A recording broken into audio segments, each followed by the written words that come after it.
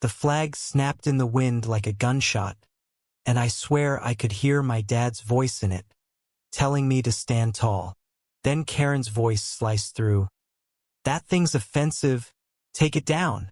My blood ran cold as I turned to face her, the woman who'd turned our quiet cul-de-sac into a battlefield over my dad's American flag, the one he'd died for in Fallujah. This wasn't just cloth to me. It was his last promise, his final salute. I gripped the pole tighter, my knuckles whitening, and stared into her furious eyes. Karen, with her manicured nails and righteous sneer, wasn't just challenging a flag. She was challenging everything I'd held on to since the day they handed me that folded triangle at his funeral. It was a Thursday evening in our small Ohio town, the kind where kids ride bikes until the streetlights flicker on. I'd moved back here after Dad's death, trying to rebuild a life in the house he'd left me. The flag had flown out front ever since, a silent tribute to a man who'd given everything for it. Most neighbors nodded respectfully when they passed, some even saluting like they knew what it meant. But Karen? She'd been trouble since she moved in last spring, always complaining about my dog's bark, my mailbox's chipped paint, and now, apparently, my patriotism. "You're upsetting the neighborhood," she said, crossing her arms, her voice loud enough to draw eyes from porches. "That flag's a symbol of division, and I won't stand for it." Division. I almost laughed, but the rage bubbling up choked it out. My dad didn't die for division. He died for freedom, for the right to fly that flag, for the right to stand here and not be bullied by someone who'd never known sacrifice. I stepped closer, the flagpole cold in my hands.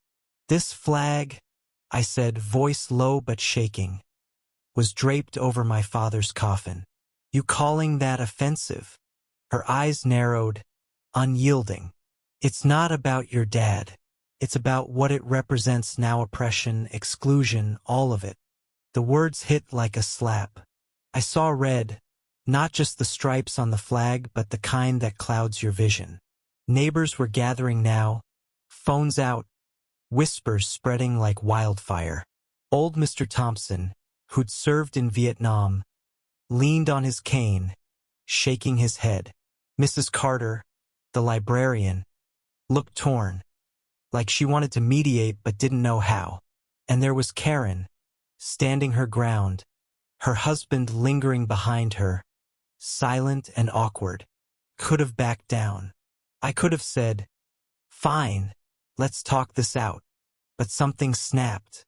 Maybe it was the memory of Dad's last letter, the one where he wrote about the flag keeping him grounded in the chaos of war. Maybe it was the way Karen's voice dripped with entitlement, like she could erase his legacy with a single complaint. "You don't get to decide what this means to me," I said, stepping so close I could see the flicker of doubt in her eyes. "You don't get to spit on his grave." The crowd gasped. Karen's face flushed red, and she jabbed a finger at me. "Don't you dare make this personal. This is about community standards." Community? This was my community, the one Dad had fought for, the one that had mourned him with me. I turned to the neighbors, my voice cracking. "Anyone else think this flag's offensive? Anyone else want to tell me my dad's death was for nothing?" Silence. Even Karen's husband looked at his shoes. But she wasn't done.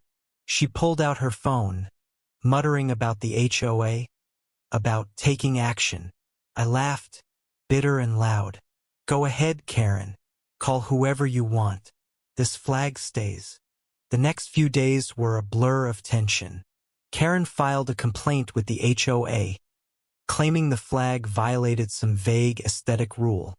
I got letters, emails, even a visit from the HOA president, a nervous guy named Greg who clearly didn't want to be there. "Just consider a smaller flag," he suggested, sweating. I didn't budge. The neighborhood split like a fault line. Some left supportive notes in my mailbox, veterans, mostly, or their families. Others sided with Karen, leaving passive-aggressive comments on the community Facebook page about respecting everyone's feelings. Feelings. Like my dad's sacrifice was just a feeling. Then came the town meeting.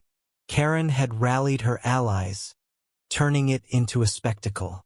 She stood at the podium, her voice polished and rehearsed, talking about inclusivity and modern values.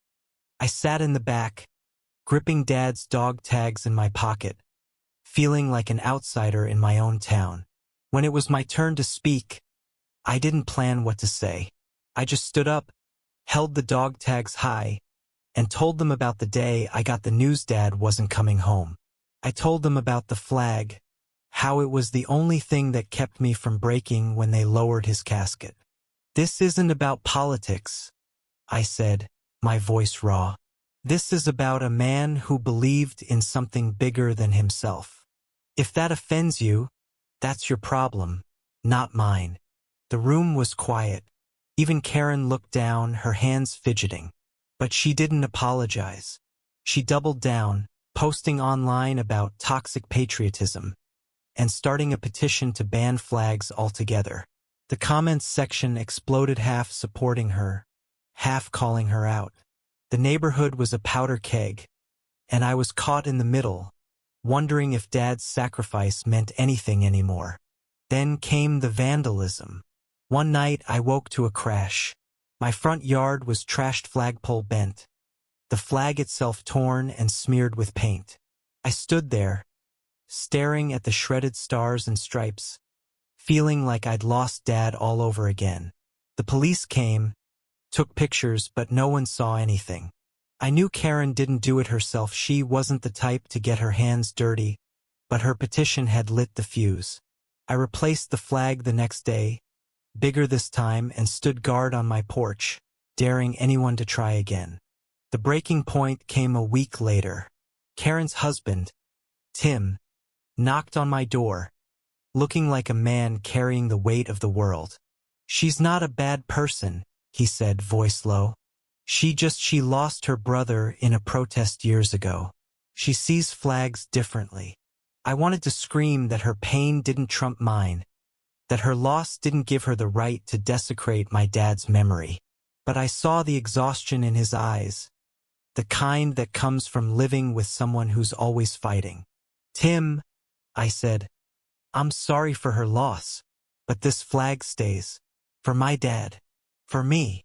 He nodded, said nothing, and left. I thought that was the end of it. But the next morning, I found a note on my porch, handwritten, no signature. "I'm sorry about the flag. I was wrong." It wasn't Karen's writing. I'd seen her HOA complaints, but it was enough to make me pause. Maybe someone out there was listening. Maybe not everyone saw Dad's flag as a punchline. The flag still flies. The neighborhood's still divided. Karen hasn't spoken to me since, but I see her watching from her window sometimes, her face unreadable. I don't know if she'll ever understand what that flag means to me, or if she'll keep fighting her war against it. All I know is that every time the wind catches those stars and stripes, I feel Dad standing beside me, telling me to hold on.